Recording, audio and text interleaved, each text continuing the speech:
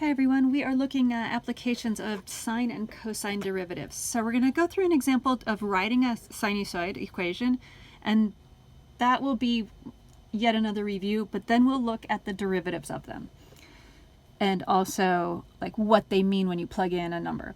So say we have a pendulum swinging back and forth and we are measuring the distance to the wall, and at 1.3 seconds we have a maximum distance of 110. Our minimum distance is 50, so we go from 50 from the wall to all the way to 110 away from the wall in centimeters. And then the back and forth is in 5 seconds. So first we're going to write an equation to model d.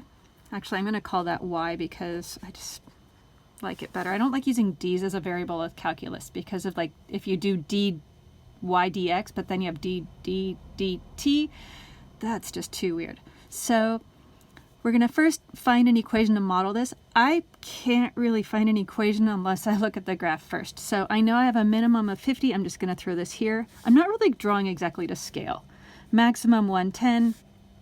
And so then the midpoint through that, those are 60 apart. So 30 from either 110 or 50 takes us to 80. I know I have a maximum at 1.3 seconds. So I'm just going to throw 1.3 down and put a point. And then since it's back and forth in 5 seconds, so 5 seconds later, so at 6.3 seconds, I'm back at the top.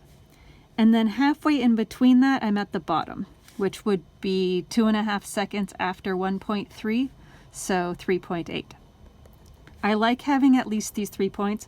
I know I could find some midline points, but I really don't care enough.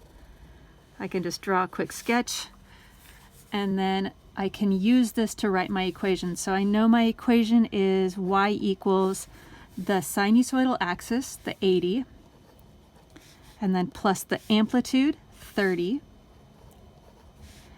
And then since if I call this guy my starting point, which is a reasonable starting point, that's a cosine.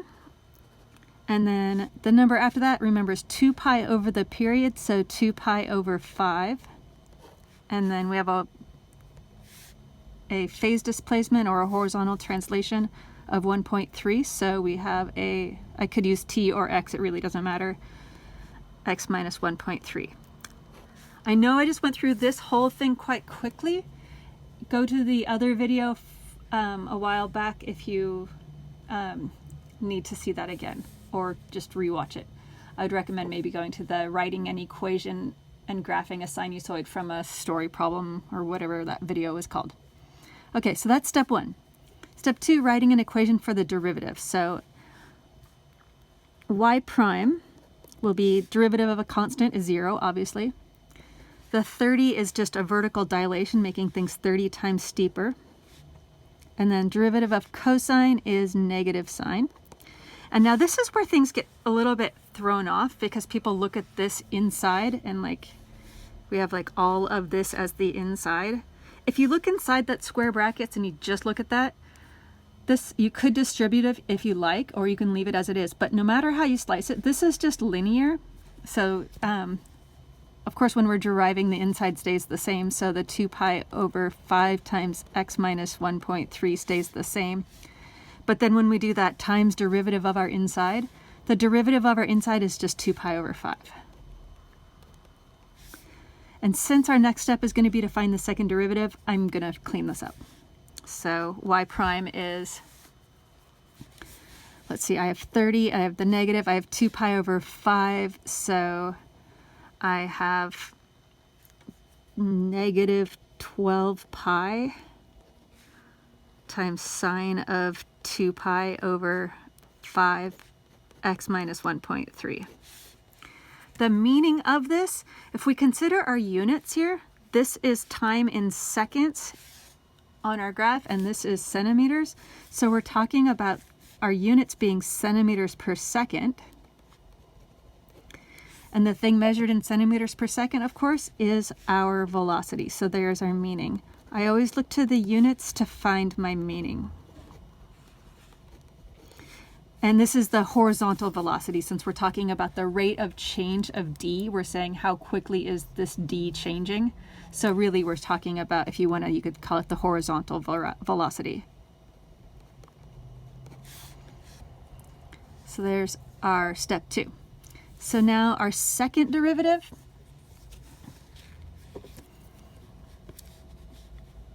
So y double prime.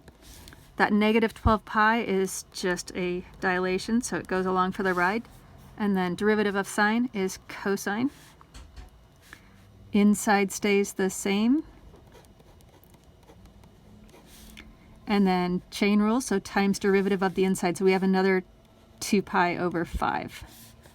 So if we clean this guy up, you don't have to, but you know, it's kind of nice to be tidy. We have negative 24, this is weird, pi squared over 5 times the cosine of blah, blah, blah, the rest of our stuff. One thing that we should do, and actually I should have done this way at step 1, and that's to check your graph. So like if we look at our graph, and setting my window up, I made my window match my drawing. So like my drawing goes to 6.3, so I went out to 7. My y values went to 110, so I went to 120. So then I can hit trace and look at, say, 1.3 and see that I have a maximum of 110. I can look at the 6.3, see I have a max of 110. And just to double check, I can hit 3.8, and yes, I'm at the bottom at the 50. Okay. Anytime we want to answer questions and it's a calculator question and you want to use the derivative, even if you were asked to find the derivative equations, we're actually going to, I'm not going to put my derivative equations in. I'm actually going to use my n deriv. I'm just going to turn these on. I am not going to graph this. It takes forever. So actually, I'm going to show you just for a tiny second and also show you a trick. So it's really, really slow to graph, but say I hit this and then I'm like, oh man, this window's terrible for it, and I don't feel like waiting. If I hit the on button, bam, it actually stops your graph from continuing, and then you can go wherever else. You could quit out of here, and in my case, I want to go to the table because I want to answer this question. At t equals 5, are we moving towards or away? We can actually tell that looking at the graph. We're moving away, but there's an easier way to tell us. And how fast, and are we speeding up and slowing down? So basically, we just want to answer a bunch of questions about what happens at t equals 5. And if we go to the table, I have a y1 of 78.116. I have 37.625, and I have a 2.974. Oh, I forgot. This, for our second derivative, our meaning and our units.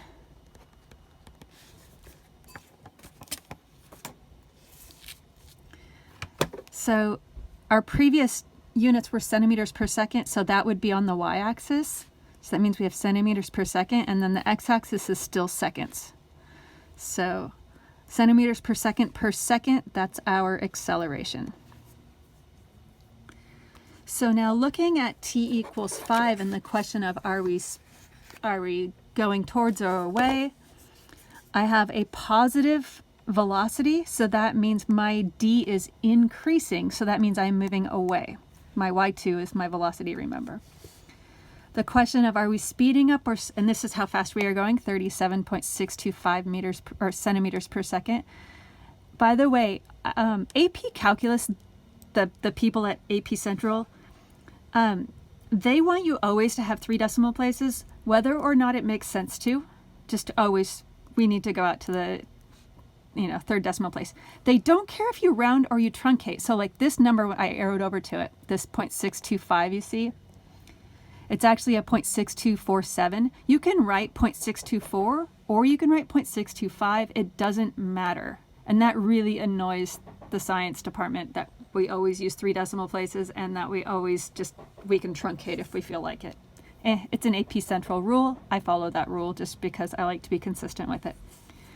So here's our velocity and then our acceleration. Now, since our velocity and acceleration have the same sign, that tells us we are speeding up. Like at time equals 6, our velocity and acceleration have opposite signs. So we are slowing down. So we know we are speeding up versus slowing down if our velocity and accelerations, same signs speeding up, opposite signs slowing down. But the main thing on this that I wanted to show you was just finding the derivative when you have this kind of maximally transformed sinusoid. So just be really careful and remind yourself when you're looking at that derivative of the inside, oh, hey, it's just linear, not a big deal.